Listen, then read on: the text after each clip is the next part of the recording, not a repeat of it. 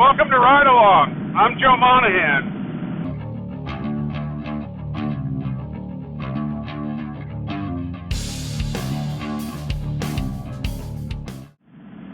Being memorable. This is a very interesting subject to me because I've always said to people that can be a positive or a negative subject. How are you being remembered? I've gone back before after presentations when I was a trainer, and I've asked students at the end of a class, what did you remember? But I took notes, believe it or not, while I was teaching to remind myself what I was doing at that time, whether it was whiteboarding, demo. But the funny part was the most value that I used to add, according to my students, was analogies. Now, if you ask other people, like Steve Merriman, a good friend, guy that I work with as well, he would tell you that it's the opposite, and I'm just joking a little bit, but there are some people that don't like analogies or they feel like they're overused.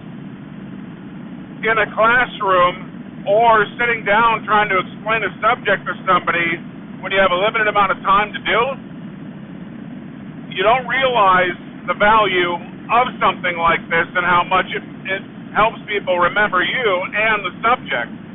So as an example, when I used to teach classes, the people that used to get upset about the analogies were the ones that really knew the content deeply. But the people that really needed that analogy were the ones that didn't know the subject that well, and they needed to make the connectors.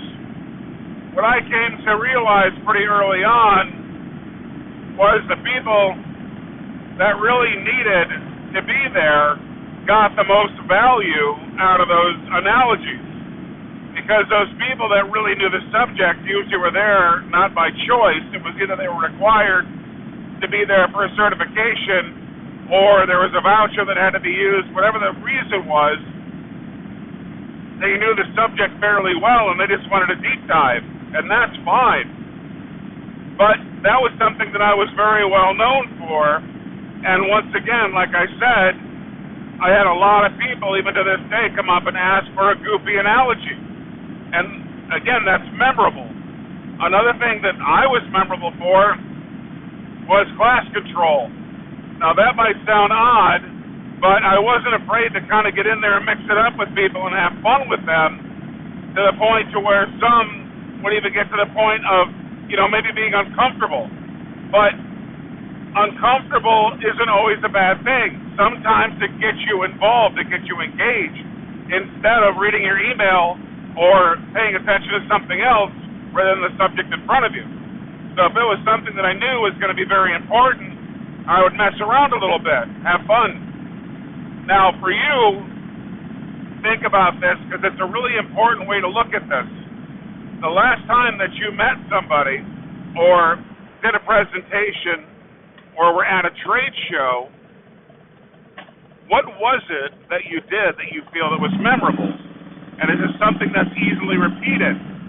So take that memorable quality and see how you can, I say jokingly, either franchise it into other things that you do or use it in more ways than one. Some people, I know it sounds odd, and you probably don't even realize it until someone tells you, but some people use clothing as their memorable piece. So for example, Rasmus Hasland, a really great guy, very brilliant guy, he's very well known for being an expert on many things. But funny enough, when I would ask people if they saw Rasmus at something like a VeeamON, they say Rasmus, right, if they didn't know him very well. And I would go down the list of all the accomplishments that he has, and then I'd say the guy in the green suit. Oh, yeah, that guy, right? The taller, thin guy. That is something that really, again, made him memorable, but in a positive way. That got him remembered to the point to where all the other things started coming back. And that's what's important. If you're doing videos, like the one that I'm doing right now, I think what makes this most memorable, I hope, would be the content. But something that I hear a lot from people is, are you really riding a motorcycle? Are you really, how safe is that? Well, the truth is, I'm on back roads where there's hardly anybody right now, and I mean hardly anyone. And I'm not going 70 miles an hour. I don't think I go over 40 for maybe 5 minutes at a time. So I choose this path for a very specific reason. So again, I would hope that the content is the thing that's memorable, and you really do always hope that. But if people saying, oh my God, he rode a motorcycle, and it gets people to remember the message, that's just as important if it's positive. Sometimes it's negative because they think it's dangerous. I can't help that. It's all perception. What you have to try to figure out, I'm being memorable, is it going to be consistently wearing a type of clothes or an article of clothing? Is it going to be speaking a certain way? Is it going to be being active online or otherwise in a certain way?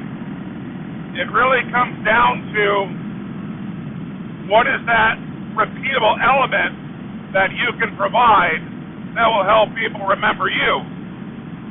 And it doesn't hurt, like I said, to do your homework. Really sit down and think about skill sets or things that you are good at or are capable of.